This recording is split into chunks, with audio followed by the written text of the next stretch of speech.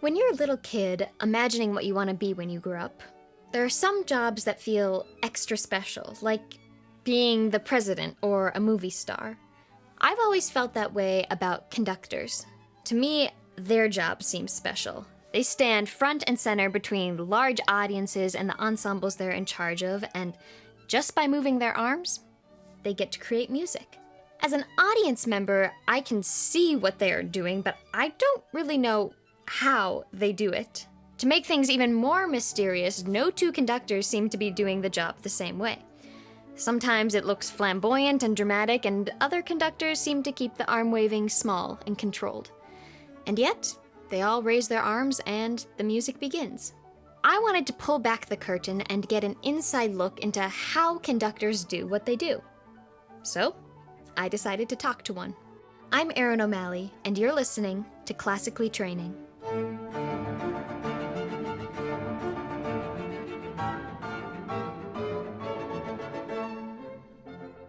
Question number 4. What does the arm waving mean, and why does everyone seem to do it differently? Hannah Schendel is the music director for the Wayzata Symphony Orchestra. She conducts the orchestra at Carleton College and has recently been subbing as a conductor for the Minnesota Orchestra. So, I think she'll be an excellent person to answer my questions. Hannah, thank you so much for being here today. I think we should just jump into it. Can you please help me break it down? What is the role of a conductor? What are you guys in charge of doing? This is a very difficult question, actually, to describe. We use gestures to communicate with the musicians how we envision this sound to come out. Mm-hmm.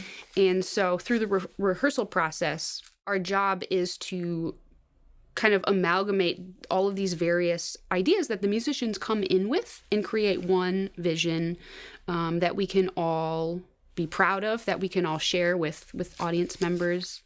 That's a good answer, because I think, at least me, I think a lot of people think of conductors as being the ones who are just making sure everyone goes at the same time and stops at the same time.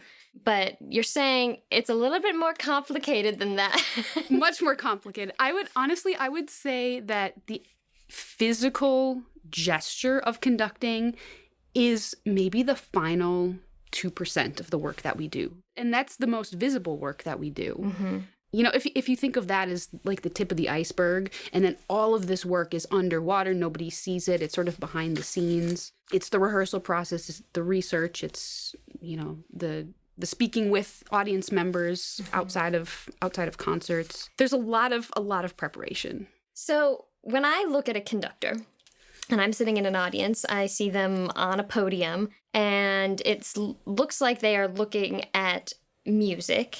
Do we call it sheet music? What do we call what they're looking at? Does that have a name? A score. A score. A full score. Okay, and what does that look like? Does that just have everything on it that the whole orchestra band is playing? Yeah, so each individual musician will actually have music just for their instrument, but they don't know what everybody else is playing. And so our full score has these horizontal lines that we call staves, and each one of them shows all of the instruments of the orchestra. So sometimes there's like anywhere from 10 to 40 different lines on the page. And so we have to read all of these both vertically and horizontally at the same time and be able to know who is playing what and when, and help the players to come in and shape the sound. So just the process of learning to read a score is really difficult. So I've had friends who are in conducting classes before, and I remember in college I had some friends who were, you know, they would take one hand and they would be trying to make a square with that hand, and then the other hand they had to make a triangle at the same time, and I, for the life of me, could not figure out how to do that. But conductors have to do that all the time. You are constantly doing two different things with your hands at the same time. Yes. Is that hard for you still? Yes. It is? Okay. Yes. Yeah, typically the right hand will do what we call a beat pattern. And the left hand is more reserved for some of the creative gestures. And is that something you still have to practice, or is... Okay. Oh, yeah. All right. Well, that makes me feel a little bit better. Something I want to explore now are differences in conducting. So I have been a member of a choir before, or an orchestra. So I've been conducted by several people. But even as an audience member, it's pretty easy to see that all conductors seem to do it a little differently. Yes. But as you mentioned before, there are some standard gestures or conducting patterns. Mm-hmm. For example, I remember being taught that 4/4 time was down, side, side, up. Yes. Yes. So maybe if you're like a middle school orchestra conductor, that you're really trying to just get everyone to follow along with what you're doing at that point. But it seems like there's also room for creativity as a conductor. Can you talk a little bit about that? When is creativity allowed in the practice, and when do you need to stick to those kind of more standard conducting patterns? I'll start with the standard patterns first.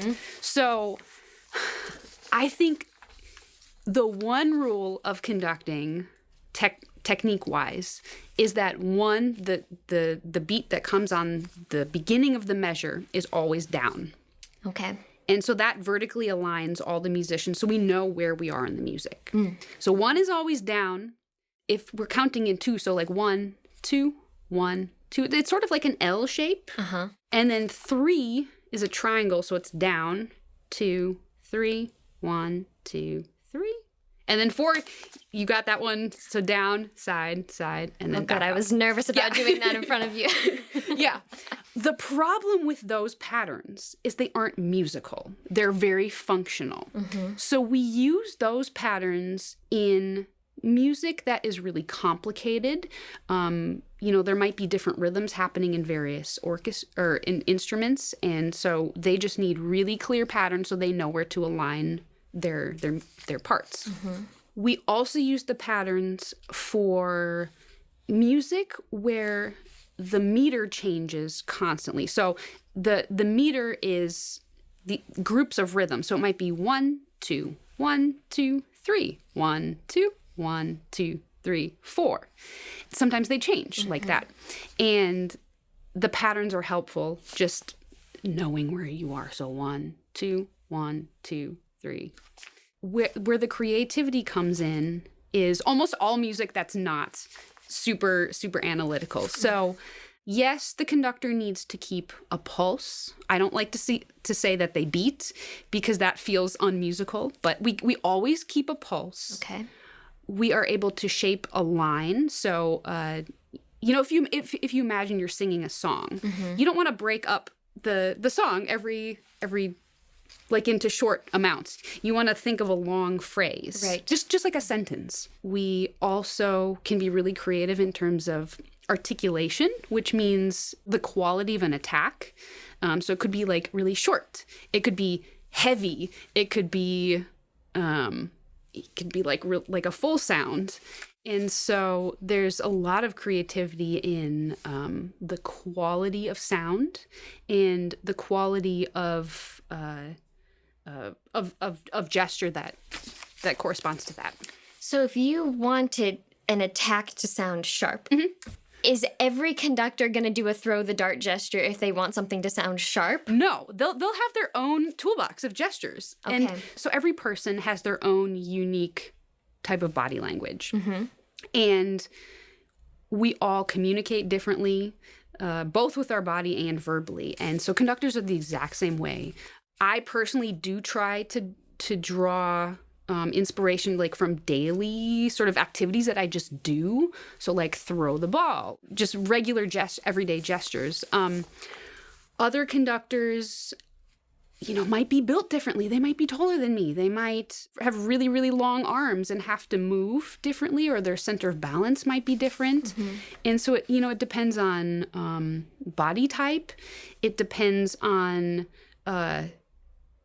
it sounds funny, but like a person's flexibility or athletic ability as well.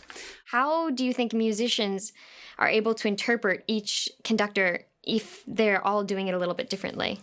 Well, I'll preface that some conductors are not able to be read very well. Got it. And it also depends on the situation. Most orchestras, especially at the professional level, are really adept at reading body language. They have seen probably all the awkward poses that we do, and so can interpret that really quickly. Part of the challenge as a conductor, especially when you're coming in, like let's say as a guest conductor, so you have never worked with this orchestra before, is how, like choosing how to conduct and speak in a way that people can read you very soon. If you conduct in a really confusing way, it might take a couple rehearsals, and then the musicians aren't really happy about that. How much control does a conductor have over an ensemble's sound? It's fascinating listening to various orchestras, because just the presence of a different person can change the quality of the sound. And, you know, somebody might have a really like tall stature, and that might influence the trumpets to play differently, or somebody might be really like diminutive, or somebody who like has a lot of presence. How you present yourself as a person, as a conductor on the podium, also has an influence on the quality of the sound, which is it feels like a lot of pressure, because I'm like, oh, you know, I need to be present. I need to like not be afraid. I need to show that I am, you know, happy to be here. You know, that's one of the things that I feel doesn't get talked about a lot, but is surprisingly influential. So we could put a different conductor in front of your orchestra, and do you think that could noticeably change their sound? Mm-hmm. So you have a piece of music that you know is going to be performed with your ensemble. What does that preparation work look like for you? Yeah.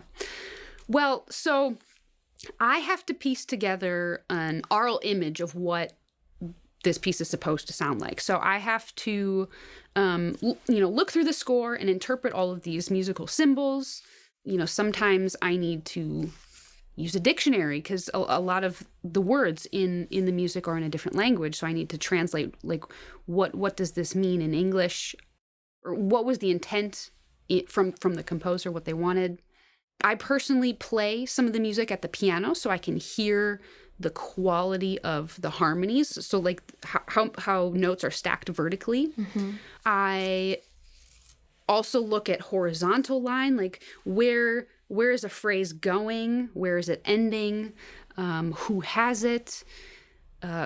Which instruments are coming in at which times? What are the dynamics, the tone quality?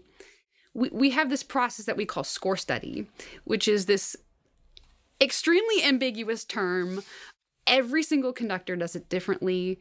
Some people like to sing everything. Some people like to play. Some people are able to look at it and can just hear everything internally. So going through the score, noticing all the details, and being able to take all of those details and make that into a larger picture, but also never lose sight of the details. So it sounds like for conductors, the creativity, you're kind of balancing your own style and your own creativity with kind of a lot of logistics.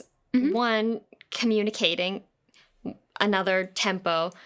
What did the composer want from this piece? And then adding your own interpretation on it and your own, okay, this is what I imagine this piece could sound like, and what will maybe produce an interesting sound, or the one that I think fits the best. And also, here's the way I move, because I think it most effectively communicates that to the orchestra. Does that sound right? Yeah.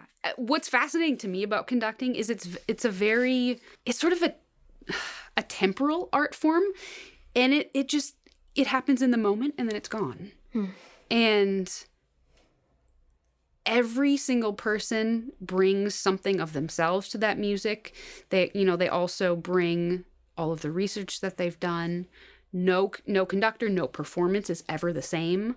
The musicians will always play it differently. So it's just fascinating the variables and the options that are available. Last but not least, what is your advice to our classically training friends who are maybe listening to this or watching this and thinking that they might want to be a conductor someday? What's your advice to them? I would say, first, become the best person that you can be. Secondly, become the best musician that you can be. Be willing to work really hard. Be willing and comfortable with failure all the time. And love other people. Love working with them. That is great advice. Yeah. Well, Hannah, thank you so much for being here today. Thank this was you. so much fun, Yeah. and I feel like I learned a lot. Thank you so much. I think part of why conducting feels so special is because we only see the finished product, and very little of the journey and work it took to get there.